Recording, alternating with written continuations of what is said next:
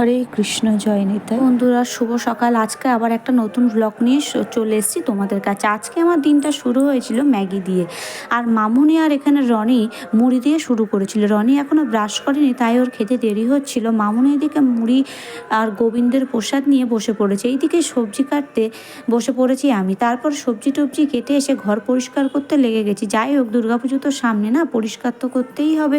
তাই জন্য করে ড্রেসিং টেবিল আলমারিটা পরিষ্কার করে নিলাম। আসলে অনেক দিন না থাকার কারণে ঘর বাড়িগুলো একদম নোংরা হয়ে গেছিলো, যেই কারণে আমাকে সব ভালো করে ধরে ধরে পরিষ্কার করতে হলো। আজকে আর কি ঘরটাও তার সাথে পরিষ্কার করে নিলাম, ভালো করে আয়না লাইটগুলো পরিষ্কার করে নিয়ে তার আগে আমি এখানে ইস্ত্রি করবো বলে জিনিসগুলো সব বাইরে রেখে গেছি। আসলে ফলস পার করি তো নিজে একা একা ঘরে, তাই জন্য করে আমার সব সরঞ্জামগুলো লাগে আর কি। এরপর দুপুরে ঘুমিয়ে চলে যায় সন্ধ্যার আরতি দেখতে আমাদের বাড়ির মন্দিরে।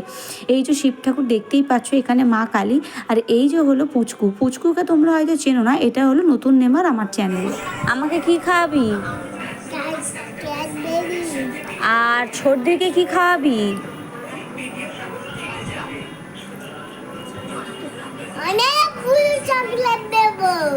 আমিও চকলেট, ছোটদিও চকলেট।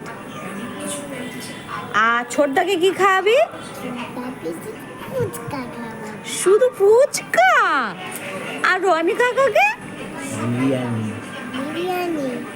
বাবা পয়সা কে দেবে? আমি দেব।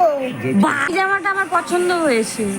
হ্যাঁ, তোমার এই জামা কি সুন্দর। তুমি আগে আমার মতো বড় হয়ে যাও, তারপরে তুমি নেবে।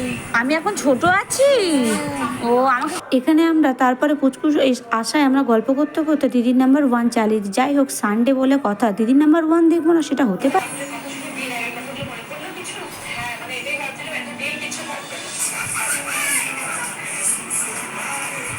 রান্না হয়েছে আজকে রাতের ডিনার বলতে গেলে মাছ দিয়ে, কাতলা মাছ, পটল আলু দিয়ে ঝোল, আর এদিকে ভাতের জল ফুটিয়েছে, এখনো ভাতটা দেয়নি। আর দুপুরের ডাল ছিল, ওটা আর আলু সিদ্ধ দেওয়া হয়েছে। এরপরে বাবা কিন্তু খাবে রুটি, তাই জন্য করে বাবার জন্যও রুটি বানিয়ে নিয়েছি আমি 4টে। পর আমরা ডিনার করে উপরে চলে আসি, তখন ঘড়িতে পুরো 12টা বাজে।